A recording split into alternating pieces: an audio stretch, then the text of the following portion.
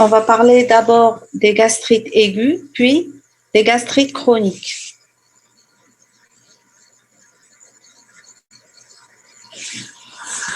Je veux savoir si vous m'entendez déjà parce que je n'ai aucun signe ici.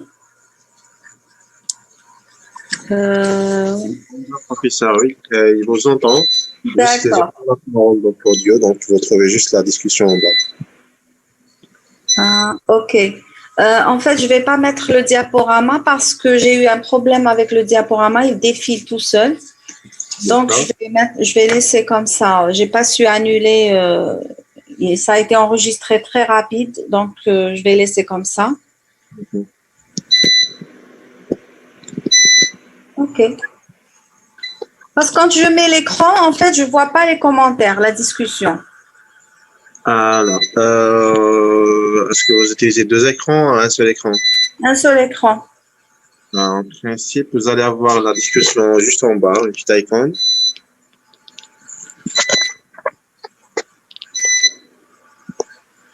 En bas? Ouais. Une fois que vous partagez l'écran, vous allez avoir une petite icône de Zoom. Et vous trouvez là où coupez le micro et la vidéo. Ensuite, juste à côté, vous trouvez la discussion. Ok, mais moi là, je vois que mon écran, d'accord? Je vois que la présentation. Je vois pas. Alors, tout d'abord, donc vous avez peut-être l'application Zoom, elle est diminuée, donc il faut agrandir juste l'application Zoom. Ensuite, vous cliquez sur partager l'écran. D'accord.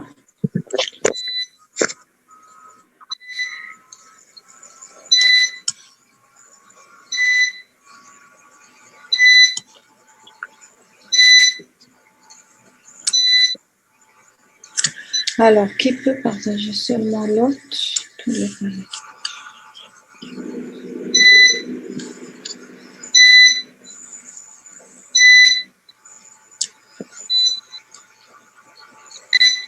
Est-ce que vous voyez là où il indique microphone et caméra en bas?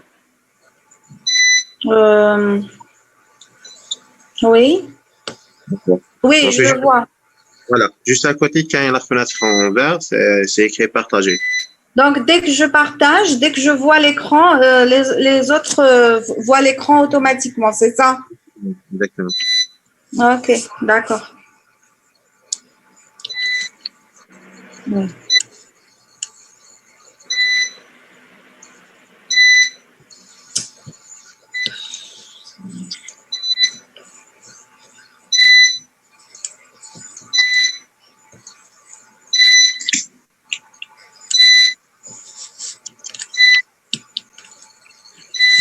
Ok, d'accord, on va commencer alors.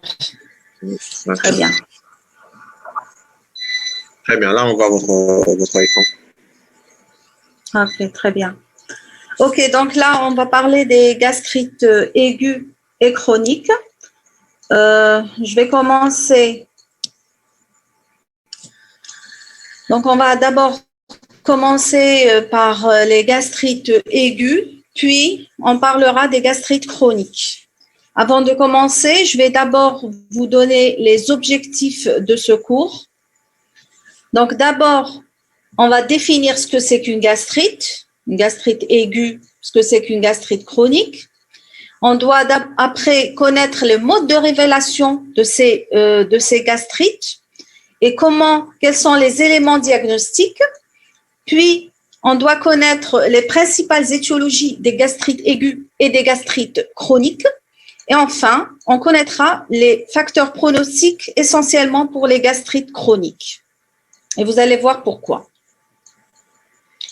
Alors, les gastrites aiguës. Alors, la gastrite est une inflammation aiguë de la muqueuse gastrique. Il ne s'agit pas d'une entité clinique, puisque, en fait, quand on parle d'inflammation, c'est histologique. Elle est en rapport avec une agression aiguë et brutale.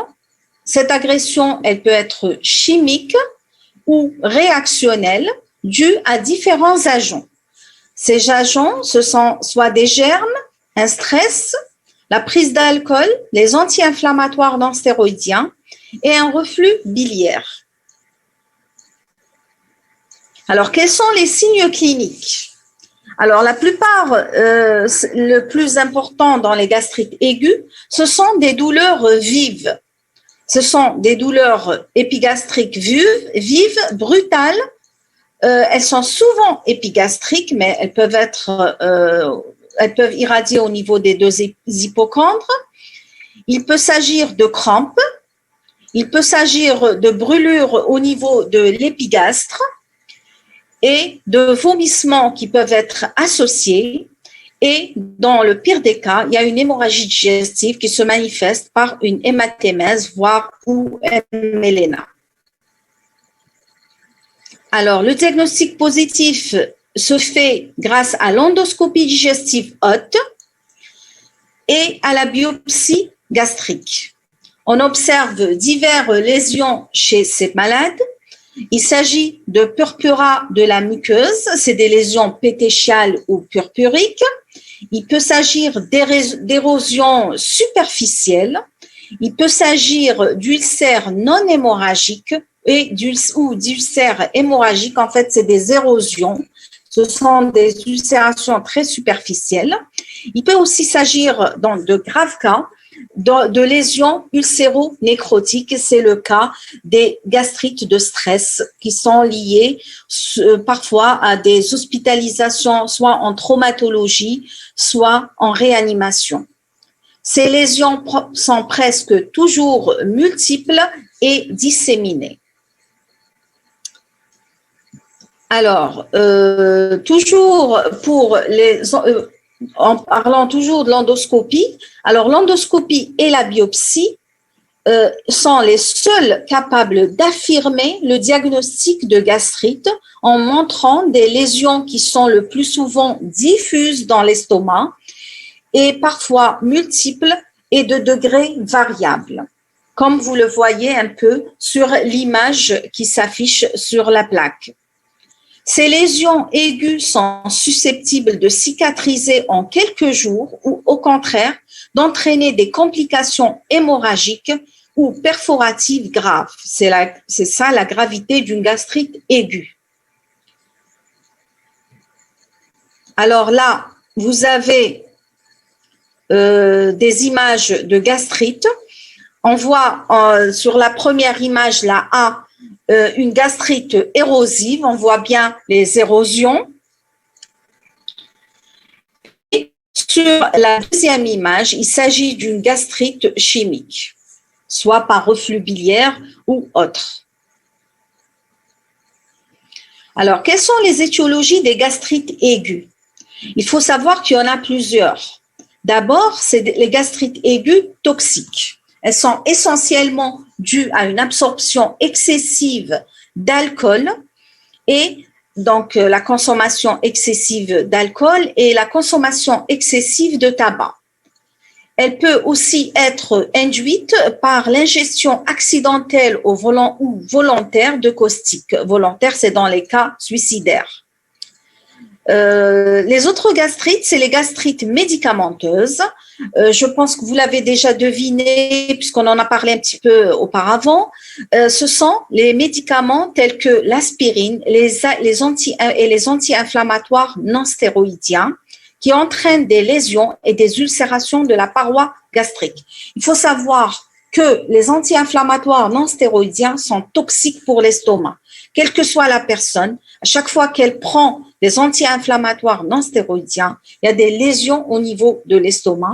Les lésions sont variables d'une personne à l'autre. Et la susceptibilité est aussi variable. Alors, une autre étiologie, c'est la gastrite de stress. J'en ai parlé aussi quand j'ai montré les lésions. En fait, la gastrite de stress, elle est constatée après un stress important. Quand est-ce qu'on parle de stress important? Quand il s'agit d'un grand traumatisme. Donc, c'est les polytraumatisés et les malades qui sont en réanimation ou les grands brûlés. Ces patients-là vont faire une gastrite de stress qui donne des lésions nécrotico-hémorragiques. Toujours dans les étiologies, il y a les gastrites infectieuses. Alors, dans ce cas, il s'agit le plus souvent de troubles en rapport avec une gastro-entérite. Donc, c'est des patients qui font une gastro-entérite et il y a des lésions au niveau de l'estomac. Ça survient dans l'aigu. On peut avoir une gastrite virale. Alors, virale, lesquelles, c'est essentiellement le cytomégalovirus, mais celui-ci se voit surtout chez les patients immunodéprimés. Alors, surtout en cas de sida. L'endoscopie va montrer une gastrite érosive ou ulcérée, parfois pseudotumorale, et l'histologie va montrer des cellules de grande taille comportant des inclusions intranucléaires. Les gastrites bactériennes, toujours dans l'infectieux, c'est les gastrites à HP. Alors, c'est la primo-infection par l'Helicobacter pylori. En général, quand il y a une infection à Helicobacter pylori, il y a souvent le passage vers la chronicité. Il y a les formes particulières de gastrite bactérienne. Ce sont les gastrites phlegmoneuses. C'est un tableau qui est très rare. C'est une infection majeure de la paroi gastrique. Elle survient chez des sujets immunodéprimés. Le germe en cause, c'est en général l'Escherichia coli et le streptocoque, l'un ou l'autre. Et le diagnostic est souvent fait à la laparotomie. Le traitement, il repose sur la gastrectomie et sur les antibiotiques. Donc, si on ne traite pas, souvent, cette gastrite phlegmoneuse se solde par un décès. Donc, c'est des gastrites qui sont fatales en dehors du traitement. Alors, on va conclure pour la gastrite aiguë. Il faut savoir que les gastrites aiguës sont rares. Elles sont rares chez l'adulte. Elles se voient plus chez l'enfant. Le tableau clinique est souvent brutal et le diagnostic repose sur l'endoscopie et la biopsie. Les étiologies sont dominées par les causes toxiques et les causes infectieuses.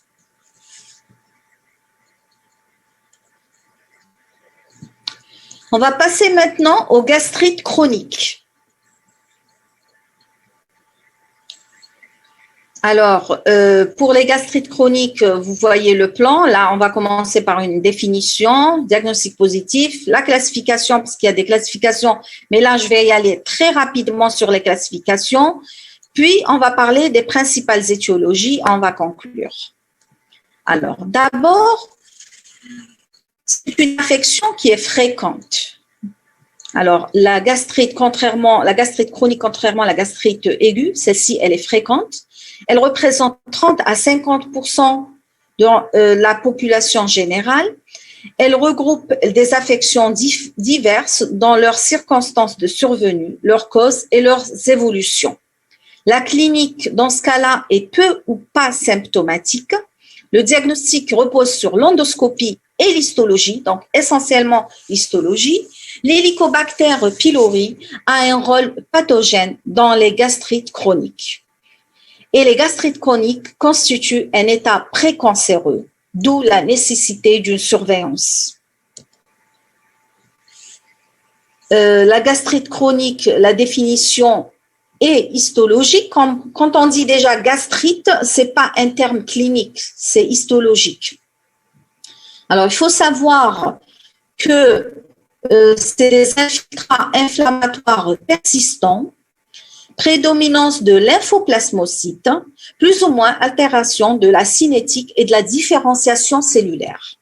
Cette définition a été rendue nécessaire par l'absence de corrélation entre les symptômes et les lésions endoscopiques et les lésions histologiques. Alors, comment faire le diagnostic positif? Le diagnostic positif repose sur la clinique, l'endoscopie et l'histologie. Alors, qu'en est-il de la clinique? Il faut savoir que la clinique est limitée, elle est non spécifique. Souvent, ce sont de patients asymptomatiques et on découvre la gastrite chronique à l'occasion d'une endoscopie gastrique et de biopsie systématique. Deuxième symptôme, le symptôme qu'on peut retrouver aussi, c'est les douleurs épigastriques. Elles sont moins brutales que pour la gastrite aiguë. Un syndrome dyspeptique, je pense que le cours, vous venez de le faire, donc je ne vais pas rentrer dans le syndrome, dans le détail de l'inconfort gastrique et du syndrome dyspeptique, mais c'est un mode de révélation d'une gastrite et on peut avoir un tableau particulier qui est la carence en vitamine B12. Alors, quel est donc le diagnostic? Il est endoscopique. Alors, l'intérêt de l'endoscopie, c'est un intérêt diagnostique essentiel pour l'évaluation des lésions et la réalisation de biopsies. Il y a aussi un intérêt pronostique dans la surveillance des états précancéreux, vu que la gastrite chronique est un état précancéreux. Alors, les techniques d'endoscopie, quelle endoscopie finalement? Quelle endoscopie on doit utiliser? Il faut savoir qu'il y a différents types d'endoscopes. Là, on utilise une endoscopie standard, donc un endoscope standard. Mais en fait, il ne peut pas faire le diagnostic des lésions précancéreuses. Donc, quand on utilise l'endoscope standard, on n'arrive pas à savoir s'il y a des lésions précancéreuses ou pas. Donc, plusieurs propositions par contre. S'il y a des lésions entrales nodulaires, on va penser plus à une gastrite à Helicobacter pylori. Par contre, s'il y a l'absence de plis phendiques et de la trame vasculaire visible, on pensera plus à un gastrite atrophique. Alors, il y a une faible corrélation. Ces aspects endoscopiques ne sont pas spécifiques. Ils sont peu sensibles et peu spécifiques. Donc, en fait, il y a une faible corrélation entre l'endoscopie et l'histologie. Alors, il y a d'autres techniques. En fait, il y a une révolution en endoscopie digestive et il y a d'autres techniques d'endoscopie qui nous permettent d'affiner notre diagnostic et de mieux apprécier cette muqueuse gastrique en endoscopie. Alors, il faut savoir qu'il y a la chromo-endoscopie avec colorant, il y a la chromo-endoscopie virtuelle, donc c'est en fait c'est l'appareil, la colonne d'endoscopie elle-même qui nous donne une coloration de la muqueuse, qui nous permet justement de voir le relief de la muqueuse et de différencier une muqueuse normale d'une muqueuse pathologique. L'endoscopie optique par magnification, en fait, on va augmenter le contraste. Et l'endomicroscopie confocale, ça, c'est plutôt de la microscopie. Finalement, il y a un microscope avec cet endoscope. Et puis, il y a l'endocytoscopie toutes ces techniques vont améliorer vont améliorer notre vision de la muqueuse gastrique. On saura un peu plus s'il y a des lésions précancéreuses ou pas. Alors, plusieurs études proposent l'intérêt de la chromo-endoscopie finalement. La chromo, c'est la coloration de la muqueuse dans le diagnostic de la métaplasie intestinale. La métaplasie intestinale constitue justement cette lésion précancéreuse. Mais il n'y a pas de consensus dans ce sens-là.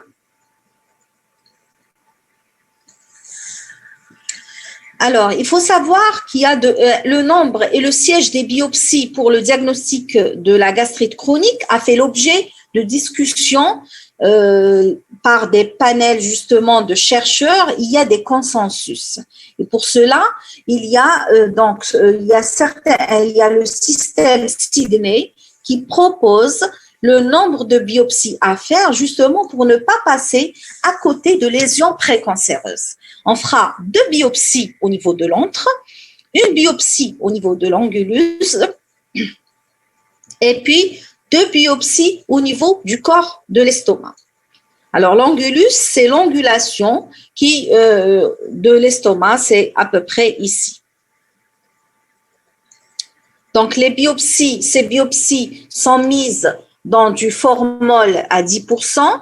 Elles vont être séparées entre angulus et corps de l'estomac et elles vont être acheminées à l'anatomopathologiste pour qu'il nous fasse une étude histopathologique de cette muqueuse. Là, c'est des images d'endoscopie où on arrive à voir une atrophie gastrique sur l'image A et sur l'image B, on va voir une métaplasie intestinale en utilisant de la chromoendoscopie. C'est pour ça que vous voyez ce bleuté au niveau de l'image. Là, c'est un entre qui est tout à fait normal et ça, je l'ai mis juste pour que vous sachiez de quoi je parlais quand je disais qu'il y avait des techniques des techniques modernes d'endoscopie digestive. Quand on voit sur l'image A, c'est en vision normale. Donc en vision blanche, à lumière blanche, c'est un endoscope tout à fait normal. Classique, je veux dire, standard. Et si vous voyez l'image B, c'est plutôt, on utilise de la magnification, on utilise du zoom, et sur l'image C, on a utilisé de la chromoendoscopie. Alors là, c'est plutôt un aspect, c'est en magnification, mais là, on voit un aspect de gastrite, justement, un aspect endoscopique de gastrite. Alors, le diagnostic, j'avais dit qu'il était histologique. Alors, donc, ce chapitre histologie est important dans le diagnostic de la gastrite chronique. En fait, l'histologiste on va faire une reconnaissance et une quantification des lésions élémentaires sur une même biopsie. On va nous donner la topographie puisqu'on va envoyer différentes biopsies qui ont été faites à différents endroits. Donc, on va on aura la topographie, l'extension et la combinaison des lésions élémentaires sur les différentes biopsies. On va utiliser en histopathologie les colorations de base qui sont l'hématoxyline éosine et le GMSA pour reconnaître l'Helicobacter pylori. Alors, le rapport de l'anatomopathologiste décrit les anomalies constatées et donne des informations à visée étiologique. Donc, il va nous dire s'il y a de l'infection à Helicobacter et puis il va aussi pouvoir nous dire s'il s'agit d'une maladie auto-immune. Et le cas échéant, nous donner des éléments pronostiques sur l'extension de l'atrophie et ou de la métaplasie intestinale qui font le lit des cancers. Les lésions histologiques élémentaires qui sont l'infiltrat inflammatoire. Alors, il y a les mononucléaires, principalement les lymphocytes, dispersés et organisés en structures folliculaires ou nodulaires, des plasmocytes, des histiocytes, dans la lamina propria et parfois des structures glandulaires. Il faut savoir, alors je voudrais vous dire que les questions, on va répondre aux questions à la fin du cours, d'accord? On ne va pas répondre au fur et à mesure. Parce que je vois qu'il y a des gens qui veulent poser des questions, mais je verrai les questions en fin d'exposé. Alors, il faut savoir que ces éléments inflammatoires peuvent donner des gastrites, donc on peut reconnaître une gastrite lymphocytaire s'il y a beaucoup de lymphocytes. On peut reconnaître une gastrite granulomateuse si on trouve des granulomes gigantocellulaires. On va rechercher aussi les polynucléaires, une inflammation active, principalement en lien avec l'Helicobacter pylori, va nous donner une réaction à type polynucléaire, donc prédominance de polynucléaires éosinophiles, donc de polynucléaires, et puis la présence de polynucléaires éosinophiles va plus nous faire penser à une gastrite à éosinophile. Après, maintenant qu'on a parlé des éléments inflammatoires, on va parler des lésions tissulaires qu'on peut retrouver au cours de la gastrite. Il y a la fibrose ou l'hyperplasie musculaire qui caractérise l'atrophie muqueuse.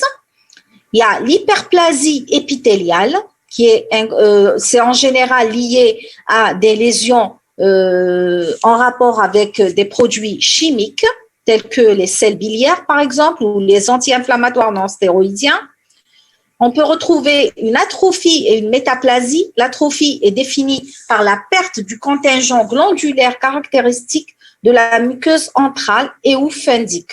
Vous savez très bien que la muqueuse gastrique contient des glandes, donc des cellules glandulaires. Ce qui se passe en cas de gastrite, il peut y avoir une atrophie de ces cellules. L'atrophie de ces cellules va nous donner donc un aspect atrophique et qui est justement une lésion qui peut nous amener à donc rechercher une néoplasie. La métaplasie intestinale, normalement, on est dans l'estomac. Il n'y a pas de cellules intestinales. Il arrive justement en cas de gastrite d'avoir de la métaplasie. Finalement, ces cellules, il y a de la métaplasie intestinale, donc des cellules intestinales qui vont se retrouver au niveau de l'estomac et qui vont constituer cette métaplasie.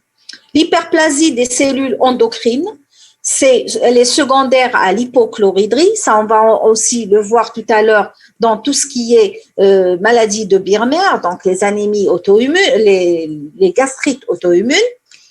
La dysplasie, justement, c'est cette lésion. Dès qu'on a dysplasie, on va penser à néoplasie intraépithéliale. Elle est non-invasive et puis les nouvelles dénominations de la dysplasie, c'est néoplasie intraépithéliale parce qu'actuellement, on dit à chaque fois qu'il y a dysplasie, ça veut dire qu'il y a néoplasie. Alors, l'hypertrophie muqueuse, c'est une gastrite fundique sévère à Helicobacter pylori associée à l'hypochloridrie. On peut retrouver dans ce cas-là une hypertrophie de la muqueuse. Les micro-organismes, on va aussi rechercher l'Helicobacter pylori donc on va demander à l'anatomopathologiste de nous préciser s'il y a de l'Helicobacter pylori parce qu'il y a des conséquences thérapeutiques. Alors, ça, c'est les phénotypes des gastrites chroniques. Les gastrites chroniques peuvent être atrophiques ou non atrophiques. Alors, ça, c'est juste pour vous dire qu'il y a cette classification des gastrites où on sépare les atrophiques qui sont liés à l'Helicobacter pylori et les non atrophiques qui sont liés à l'auto-immunité. On va parler un petit peu des classifications, justement. Alors, ces classifications ont un intérêt, je ne vais pas détailler parce que c'est quand même un cours d'externat, mais il faut que vous sachiez qu'il y a des classifications de la gastrite chronique et ces classifications ont un intérêt aussi bien diagnostique que pronostique.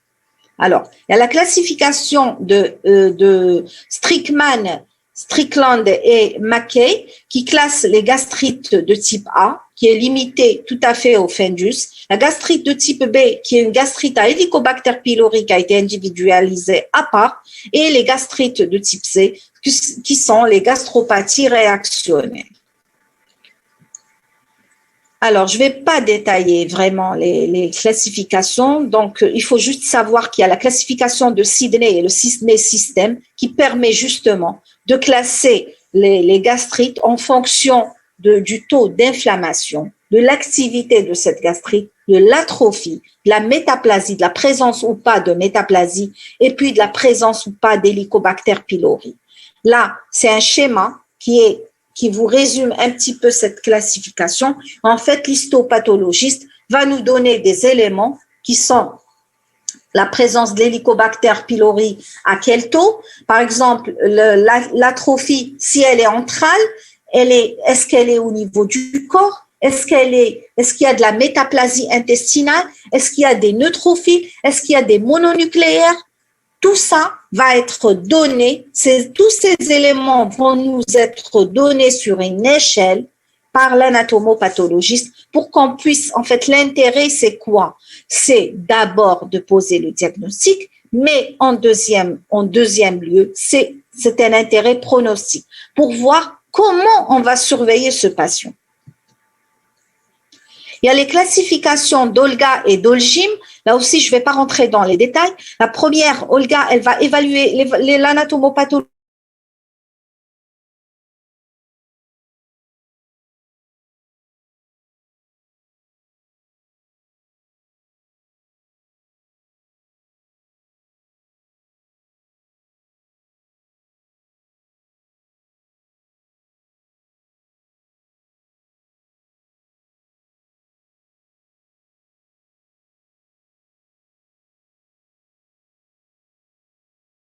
des gastrites hypersécrétoires, entrales, diffuses. Alors, elles se voient surtout chez l'adulte jeune. L'atteinte est en général diffuse de l'antre, donc tout l'antre est atteint. Et parfois, il y a une atteinte du fundus. Il n'y a pas d'évolution vers l'atrophie ni vers la métaplasie intestinale ou la dysplasie.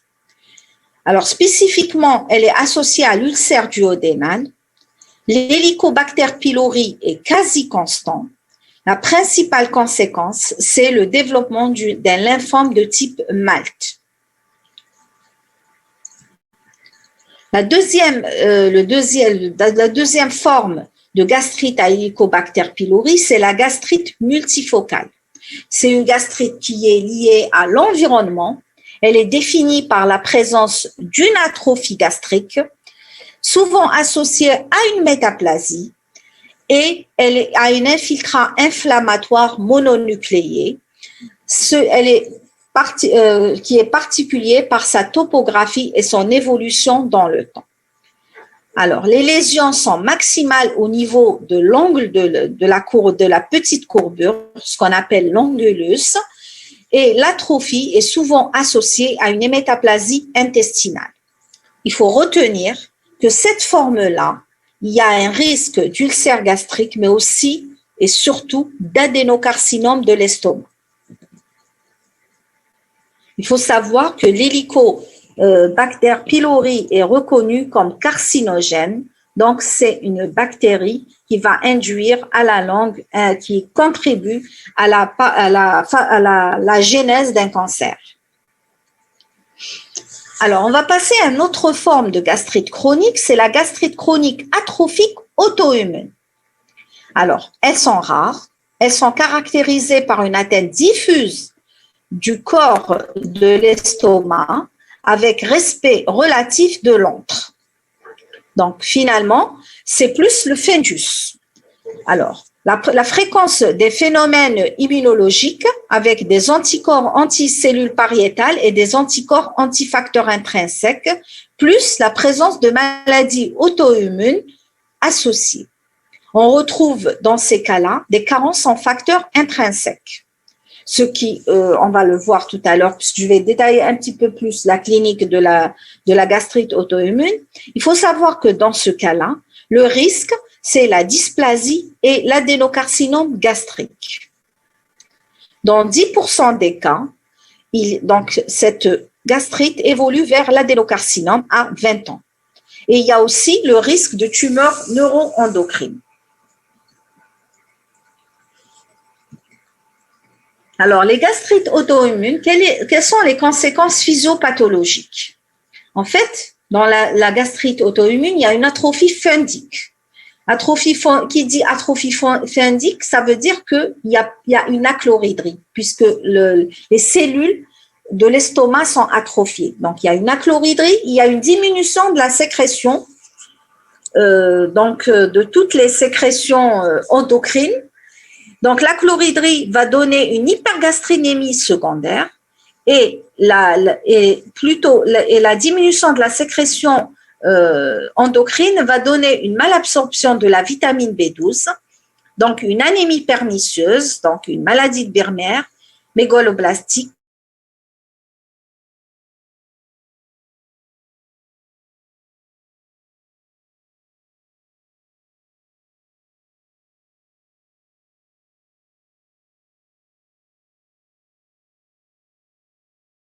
annulum dans le chorion. Elle peut se voir en cas de tuberculose de l'estomac, en cas de maladie de Crohn, en cas de syphilis, en cas de sarcoïdose, en cas d'atteinte fongique, donc infection fongique, en cas d'infection, enfin de réaction à corps étranger et dans les infections à Helicobacter pylori. Alors, les gastrites éosinophiles, c'est une autre forme de gastrite. Elles sont rares, elles se voient au cours de la gastro-entérite éosinophile. Il y a une infiltration diffuse de la couche profonde de la muqueuse et de la sous-muqueuse par des polynucléaires éosinophiles. Le terrain, on peut retrouver ça chez un patient dans un terrain d'allergie, dans 50 à 70% des cas, se voit souvent chez l'enfant. L'endoscopie va retrouver une atteinte gastrique rarement isolée, avec une prédominance antrale et un aspect de pli épaissi. On en arrive là à la conclusion. Donc, qu'est-ce que vous devez retenir concernant les gastrites chroniques? Donc, les gastrites sont un groupe d'affections. Le rôle de l'Helicobacter pylori est indéniable, principale cause des gastrites chroniques. La clinique, la gastrite est souvent asymptomatique. Il n'y a pas de symptômes spécifiques. Même les symptômes que j'ai décrits ne sont pas tout à fait spécifiques. Le diagnostic proposé par l'endoscopie, mais confirmé par l'histologie. Les gastrites chroniques atrophiques constituent un état précancéreux. Ça, il faut vraiment le retenir. La surveillance histologique et endoscopique régulière, surtout si dysplasie. Donc, c'est des patients qu'on doit surveiller en endoscopie avec des biopsies, comme on l'avait dit tout à l'heure, 2 biopsies antrales, 2 biopsies phendiques et une biopsie au niveau de l'angulus. Ça, c'est la bibliographie. Donc, si vous voulez lire un peu plus, pour connaître un peu plus de détails. Et puis, maintenant, je vais essayer de répondre à vos questions, s'il y a des questions. Je vais voir.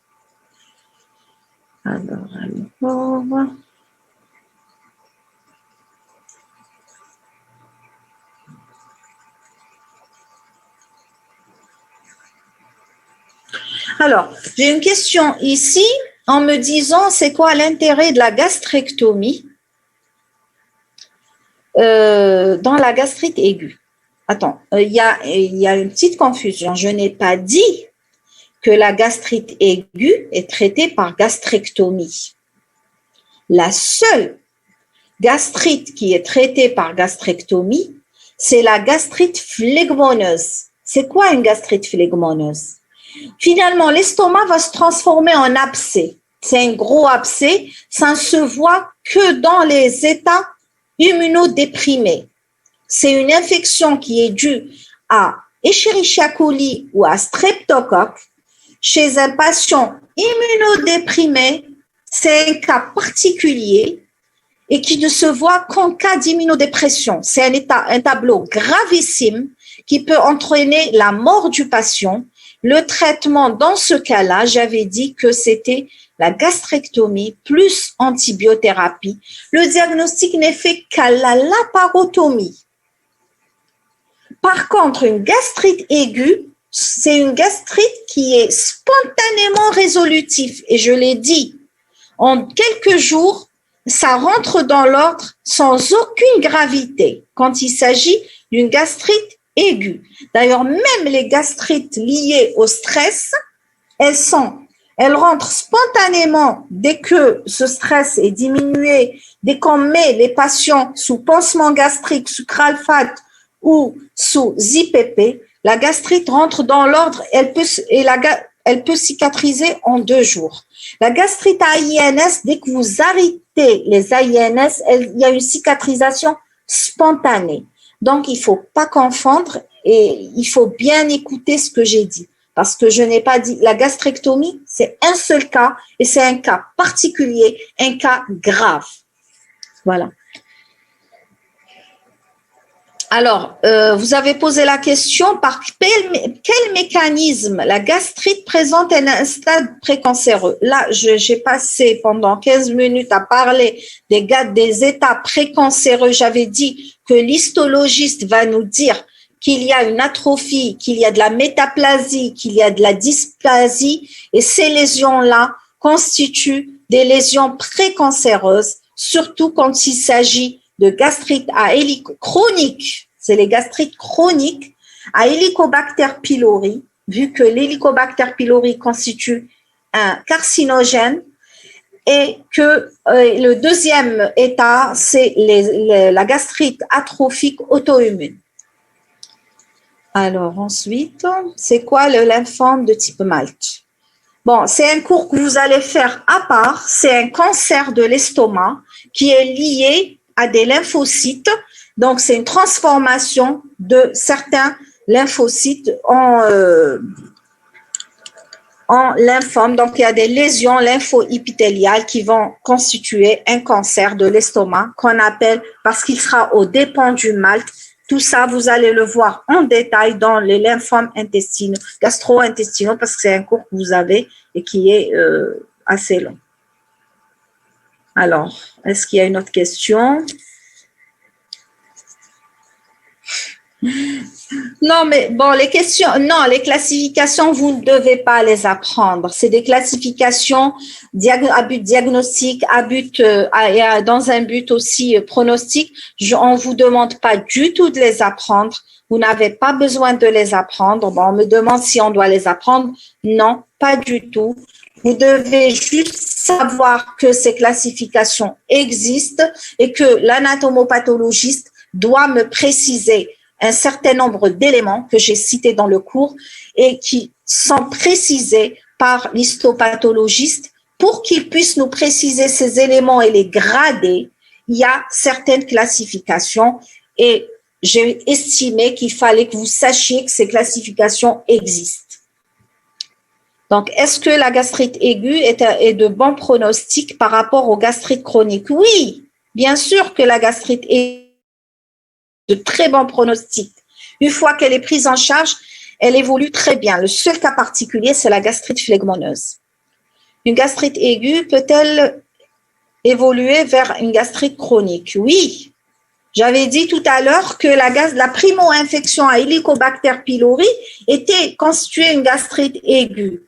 Et il peut y avoir un passage vers la gastrite chronique. Et souvent, d'ailleurs, ça passe vers la gastrite chronique pour l'infection à Helicobacter pylori. Alors, ici. Alors, il y a d'autres questions ici, je pense. Est-ce qu'on peut dire? Bon.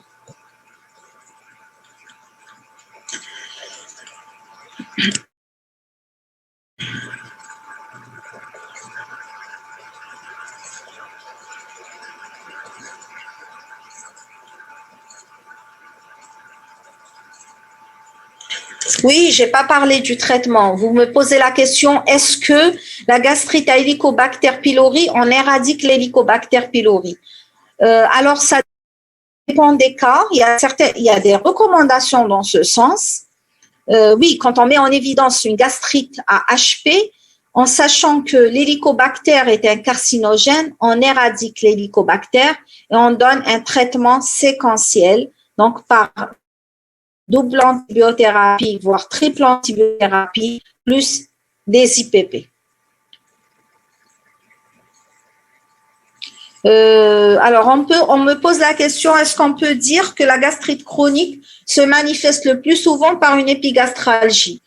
Non. J'avais dit qu'il n'y avait pas de corrélation entre la clinique et l'endoscopie et l'histologie.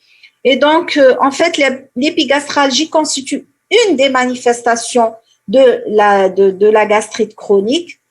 Et parfois, la gastrite chronique est tout à fait asymptomatique.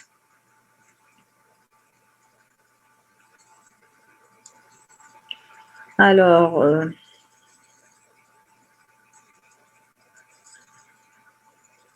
gastrite aiguë peut-elle évoluer vers une gastrite chronique? Oui.